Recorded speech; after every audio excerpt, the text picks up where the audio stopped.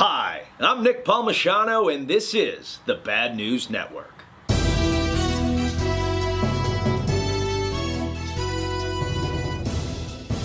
Amazon mogul Jeff Bezos is getting divorced from his wife Mackenzie. The couple has decided to end their relationship amicably, even though Bezos was caught with his friend's wife, and they weren't playing baccarat. The divorce will likely end Bezos' brief reign as the richest man in the world. In other news, Mackenzie Bezos is about to become the richest woman in the world.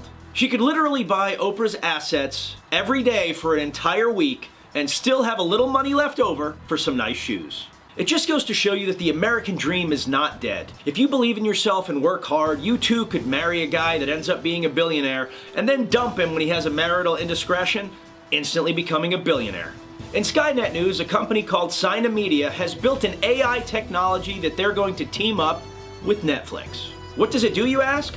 Great question. The AI will investigate password sharers and determine the best course of action depending on the level of the abuse by either shutting down the Netflix account entirely or going after perpetual abusers. Shortly after this announcement, a nationwide signal started going out over ham radios that simply stated, "This is John Connor. If you're hearing this message, you are part of the resistance. Today marks the end of Netflix and chill.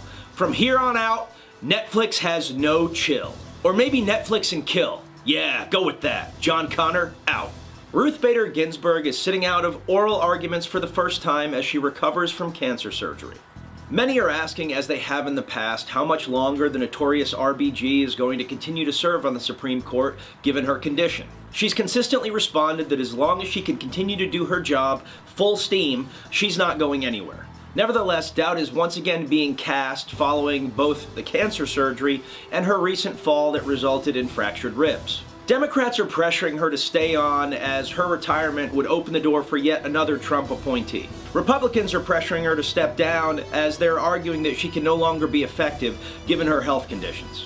From our perspective, two things are clear. For one, her colleagues, including the late Justice Scalia, who was her polar opposite in terms of judicial outlook, absolutely adore her both as an individual and as a professional. Two, no one in either the legislative or executive branches should be offering advice on either how to do the right thing or how to be effective. Which brings us to the wall. The government is now shut down and many people are not getting paid, including the United States Coast Guard. So whose fault is this and what's our real goal here? There's plenty of blame to go around, but let's just walk through this whole thing, shall we? Let's start with the goal. The goal here for either the Republican or Democratic Party is simply to win. No one cares about anything else, and this is pure virtue signaling on the part of both parties. The Republican position is that we need a wall for border security, and this is going to keep out illegal immigrants. It won't. Using a wall around your house or your business as a proxy for what it would look like to have a wall across our entire southern border is an incredibly bad comparison.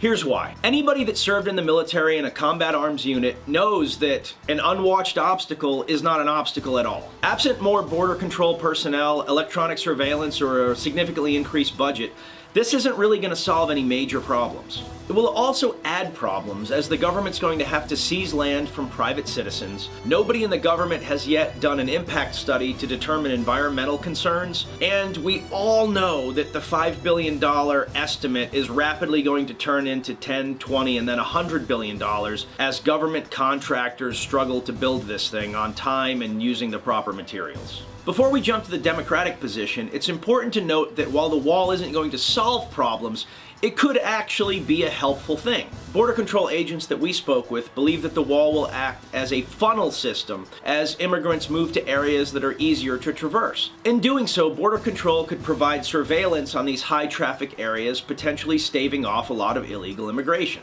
The Democratic position is ever changing, but it really just boils down to, we hate Trump.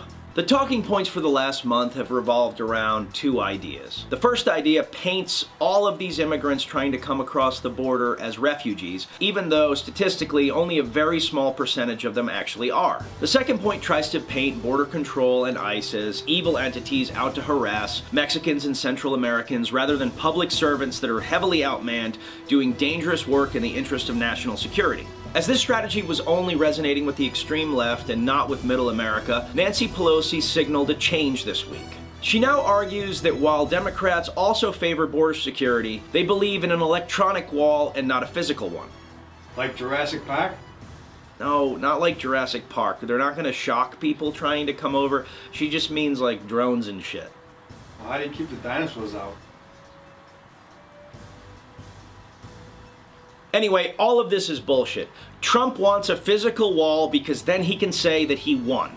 The Democrats want to deny him that wall so they can say they won. There is no morality in this, and these people are not being rational. None of them care about the budget. $5 billion is 0.011% of the federal budget. To put that in perspective, if you make $50K a year, that's like handing somebody 55 bucks. Yeah, it's not insignificant, but it's not really going to change your day. So this whole thing is meaningless. Both sides are willing to shut the government down, cost a bunch of citizens a lot of money, and put people in a bad situation simply to make themselves look good in preparation for the next election. And that brings us to the State of the Union address. President Trump talked about many people being killed by illegal immigrants in order to pull on the heartstrings of the average American. Meanwhile, Schumer and Pelosi were unable to attend, so in their place they sent puppets from Team America World Police. In badass news, a Huntsville private security contractor saved countless lives by staving off a gunman at a nightclub this week. When a fight broke out and a man was removed from the club for being disorderly, he went out to his car and grabbed a firearm and started firing shots into the air and marching towards the club. As the only armed security officer, she fortified her position behind a van and fired 2 shots at the assailant, hitting him once in the leg. Once the shooter was neutralized, LaToya then proceeded to provide aid from the trauma kit she carries at all times. LaToya was quoted as saying, "I'm not here to kill anyone. I saw one of the entry wounds was in his thigh, and that can be a dangerous place to bleed out. I keep a trauma kit and a tourniquet with me at all times, as anyone who carries should." She also said she hopes the shooter turns his life around and starts making better life choices. So not only did she kick his ass, she then saved his ass, and then provided guidance to all of us out there who carry on how to be a better person, and hoped for him to be a better person. LaToya, you're better than us, but we love you for it. Not to be outdone by LaToya, Sergeant Trey Troney, a field artilleryman, saved the life of Jeff Udgar after he wrecked his truck. Upon arriving at the incident, Sergeant Troney noticed that Jeff was bleeding from his head, and he wrapped his Saints sweatshirt around his head to stop the bleeding. At this point, Jeff, who's cooler than the other side of the pillow, looked at the sweatshirt and said, "I don't know how I feel about getting wrapped in a Saints hoodie. This is cowboy country." Sergeant Troney immediately replied, "I think you mean cowgirls," and the two started fighting. Just kidding.